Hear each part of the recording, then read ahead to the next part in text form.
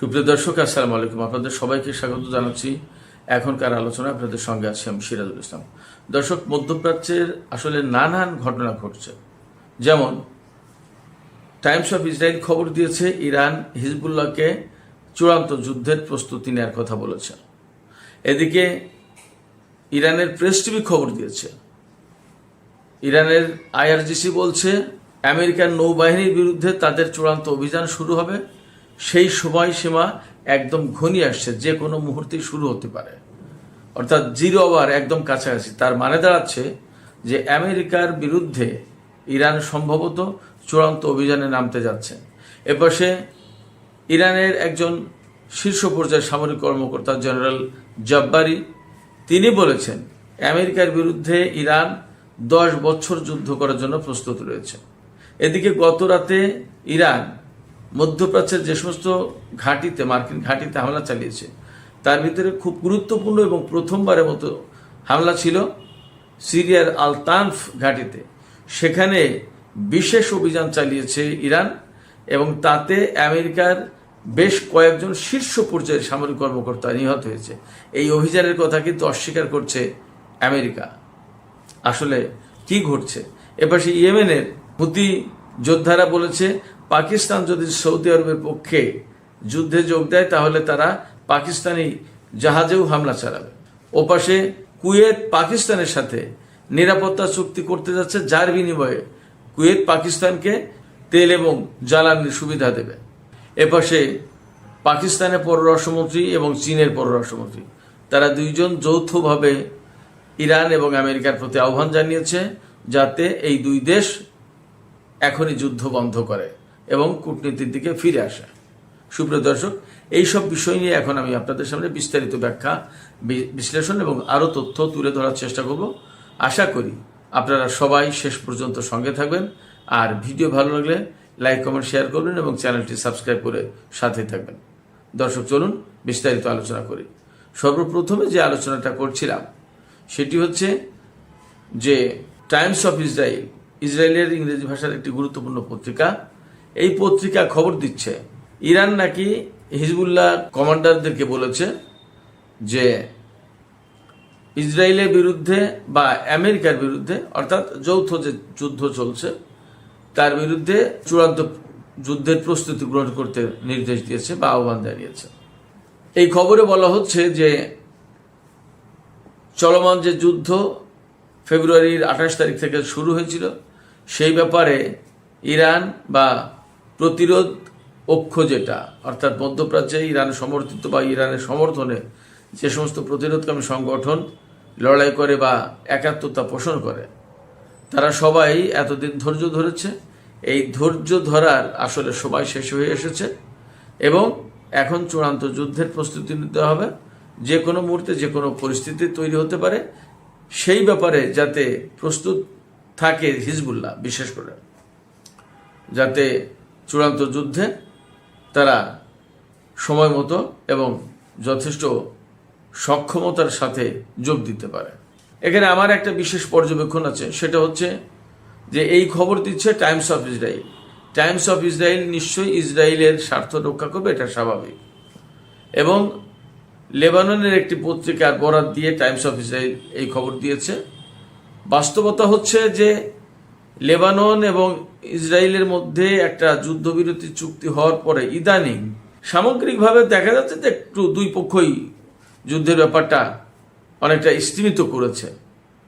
তবে এটা ঠিক যে নেতানিয়াহু কিন্তু এই অক্টোবর মাসে যে নির্বাচন, সেই নির্বাচনে খুবই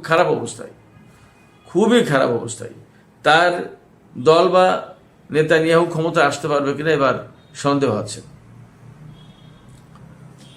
এবং তাকে সম্ভবত এই যুদ্ধ থেকে শুরু করে অনেক কিছুর জন্য মূল্য দিতে হবে।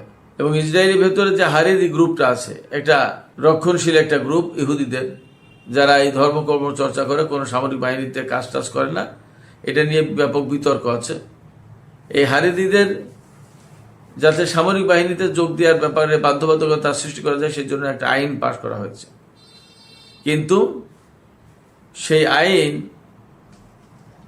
নেতানিয়াহু কার্যকর হতে দিচ্ছে না এবং তার বিরোধিতা করছে, যাতে এই হারেদিদের ভোটটা, অর্থাৎ এই যে উগ্র গোড়াবাদী যে গোষ্ঠী হারেদি, তাদের ভোটটা যাতে পাওয়া যায়, কিন্তু সেটাও সম্ভবত আর পাবে না। ভেতরে ভেতরে নেতানিয়াহুর বিরুদ্ধে অনেক শক্তিশালী একটা জোট বা একটা ক্যাম্পেইন তৈরি হয়েছে, যাতে নেতানিয়াহুর আর ক্ষমতা আসার সম্ভাবনা অনেক বেশি কমে গেছে। তো এই প্রেক্ষাপটে হিজবুল্লাহর সাথে যদি তারা যুদ্ধটা চালিয়ে যেতে পারে বা আবার শুরু করতে পারে, তাহলে এই যুদ্ধের দোহাই দিয়ে ইসরায়েলিদের কাছ থেকে ভোট নেওয়ার সুযোগ হয়তো পাবে। আপনারা সবাই মনে হয় কম বেশি জানেন যে বিশ্বের বহু দেশে বহু জায়গায় নির্বাচনী বৈতরণী পার হওয়ার জন্য এই রকমের যুদ্ধ সংঘাত লাগানো হয়, এমনকি ভেতরে আত্মঘাতী হামলা, স্যাবোটাজ পর্যন্ত চালানো হয় ক্ষমতায় আসার জন্য। এমন অনেক ঘটনা পৃথিবীর অনেক দেশে অনেক অঞ্চলে হয়েছে। সেক্ষেত্রে এই যে টাইমস অফ ইসরায়েলের খবর যে ইরান নাকি হিজবুল্লাহকে যুদ্ধের জন্য, চূড়ান্ত যুদ্ধের জন্য প্রস্তুতি নিতে বলেছে, সেটা এরকমের নেতানিয়াহুর পক্ষে প্রচারণামূলক হতে পারে, যাতে হিজবুল্লাহর বিরুদ্ধে সত্যি সত্যি যুদ্ধ শুরু করা যায়।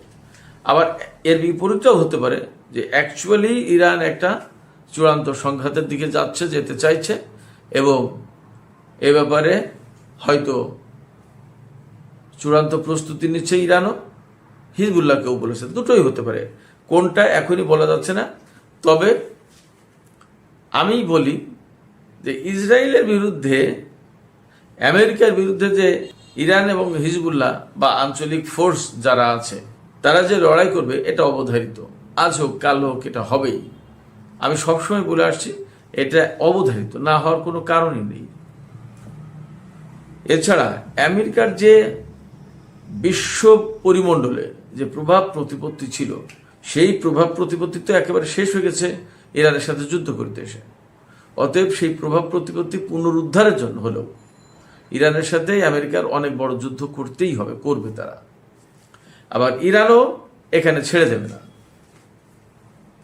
এবং এইরকম একটা চেতনা থেকে, এইরকম একটা অবস্থান থেকেই মনে হয় আইআরজিসির পক্ষ থেকে ঘোষণা দেওয়া হয়েছে, এবং এই ঘোষণা ইরানের প্রেস টিভিতে এসেছে।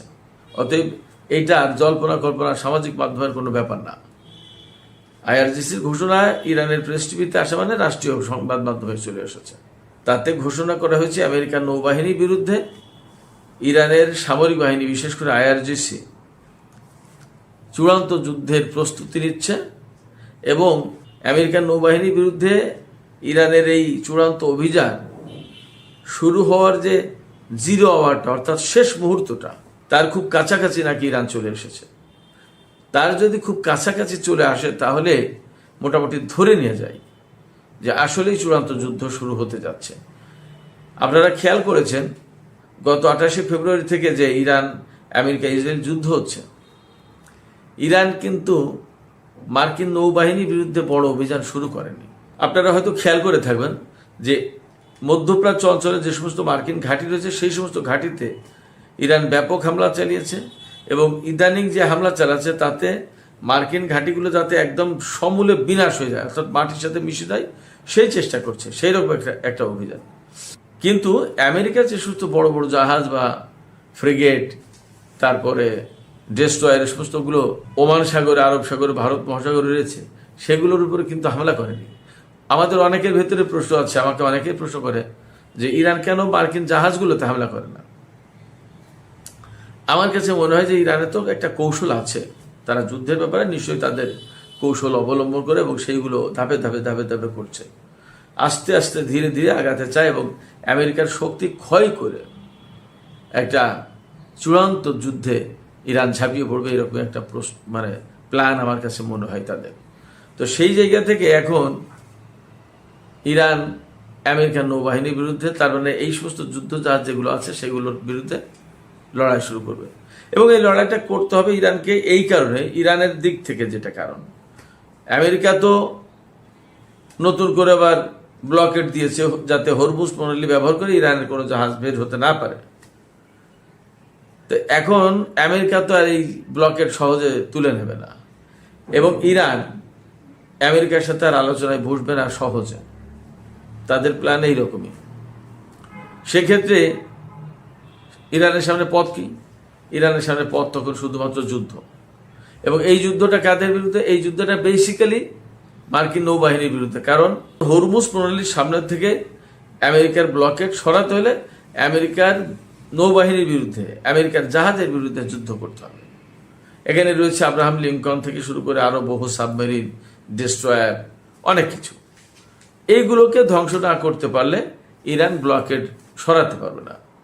আবার ইরান যখন এগুলোকে ধ্বংস করতে যাচ্ছে, আমেরিকাও তো নিশ্চয়ই তখন ইরানের বিরুদ্ধে বড় রকমের অভিযান চালাবে বা পাল্টা হামলা চালাবে। আমি কয়েকদিন আগে বলেছিলাম যে তাহলে চূড়ান্ত যুদ্ধ কি হরমুজ নিয়েই হবে? আমার কাছে মনে হচ্ছে যে হরমুজ নিয়েই চূড়ান্ত যুদ্ধ হতে যাচ্ছে। এবং এখানে ইরান বেশ কয়েকটি কাজ করেছে। এই রকমের কিছু ফুটেজ সামাজিক যোগাযোগ মাধ্যমে ছড়িয়ে পড়েছে। বিশেষ করে এক্সে কয়েকটা ফুটেজ খুব স্ট্রংলি দেখানো হচ্ছে, খুব বারবার দেখানো হচ্ছে। তার ভিতরে একটা ফুটেজ হচ্ছে মার্কিন বিমানবাহী রণতরী, সম্ভবত আব্রাহাম লিঙ্কনের চারপাশে ইরান ক্ষেপণাস্ত্র হামলা চালিয়েছে, কিন্তু এই বিমানবাহী রণতরীর উপরে হামলা চালায়। ইরানের পক্ষ থেকে নাকি মেসেজ দেওয়া হয়েছে যে এই জাহাজে যে সমস্ত লোকজন আছে তারা প্রকৃতপক্ষে ইনোসেন্ট, তারা নিষ্পাপ। কারণ যেটা মানে করতে চেয়েছে, কারণ তারা তো হুকুমের গোলাম। আমরা এই ক্ষেপণাস্ত্র চারপাশে মেরে তোমাদেরকে বার্তা দিচ্ছি, হুঁশিয়ারি সংকেত দিচ্ছি যে তোমরা এখান থেকে সরে পড়ো, তা না হলে সব শুদ্ধ সাগরে ডুবতে হবে। এবং এই সমস্ত জাহাজে যেসব মার্কিন সেনা নাবিক রয়েছে তাদেরও জীবন দেবে, অতএব তোমরা সরে যাও, মেসেজ দিয়েছে। এখন ইরান এই মেসেজ দিলেই কি আমেরিকা সরে যাবে? মনে হয় না, সরে যাবে না। বরং ইরানের বিরুদ্ধে কীভাবে যুদ্ধ করা যায় সেইটা তারা খুঁজবে। ফলে এখানে অবধারিতভাবে একটা যুদ্ধ হবে। এবং ইরান সেই বার্তাই দিয়েছে যে যুদ্ধের 0 আওয়ারের একদম খুব কাছাকাছি আমরা পৌঁছে গেছি। আমেরিকার বাহিনীর বিরুদ্ধে, মার্কিন নৌবাহিনীর বিরুদ্ধে যে কোনো সময় অভিযান শুরু হতে পারে। ওই যে বিমানবাহীর রণতরীর চারপাশে ক্ষেপণাস্ত্র হামলা চালিয়েছে, কিন্তু জাহাজে হামলা চালায়নি, এটাও কিন্তু একটা সিগন্যাল। যদি এইগুলো সত্যি হয় তাহলে দাঁড়াচ্ছে যে আমরা খুব শর্ট টাইমে হরমুজ প্রণালীতে ভয়াবহ একটা সংঘর্ষ দেখতে যাচ্ছি। পরিস্থিতি এমন।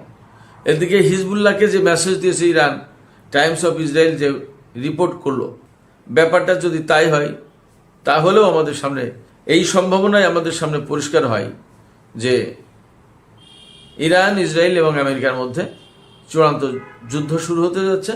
এবং এই চূড়ান্ত যুদ্ধে আঞ্চলিক ফোর্সগুলো খুব স্ট্রংলি জড়িয়ে যাবে।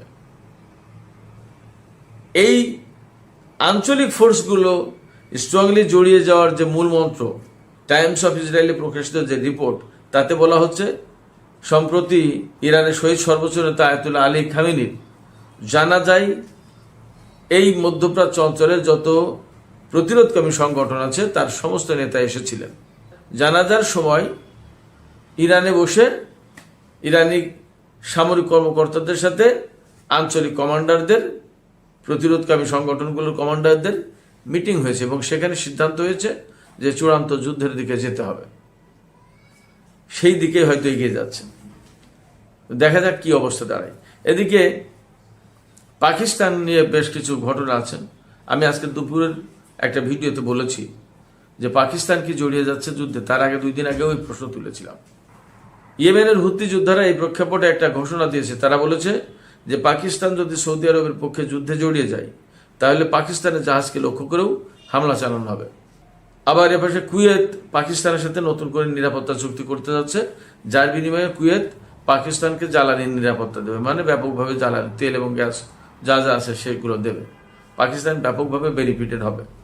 কিন্তু এই জায়গায় যদি পাকিস্তান সৌদি আরবের পক্ষে বা কোনোভাবে যদি আঞ্চলিক কোনো দেশের বিরুদ্ধে যুদ্ধে জড়িয়ে যায় তাহলে পাকিস্তানের ভাবমর্যাদা ব্যাপকভাবে ক্ষতিগ্রস্ত হবে। তারা যে ডিপ্লোমেসি এতদিন পরিচালনা করল সেটা দারুণভাবে মার খেয়ে যাবে।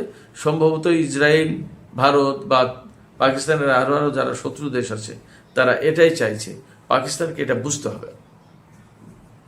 এদিকে পাকিস্তানের পররাষ্ট্রমন্ত্রী ইসাক দার এবং চীনের পররাষ্ট্রমন্ত্রী ওয়াং ই আজকে চীনের সাংহাইয়ে একটা বৈঠক করেছেন। সেখান থেকে তারা ইরান এবং আমেরিকাকে জোরালো আহ্বান জানিয়েছে যে শান্তি আমাদের চোখের সামনে, তার মানে একটা সমঝোতা স্মারক সই হইল, তারপরে বাকি যে চূড়ান্ত চুক্তি সেটা হওয়ার জন্য আলোচনা শুরু হলো।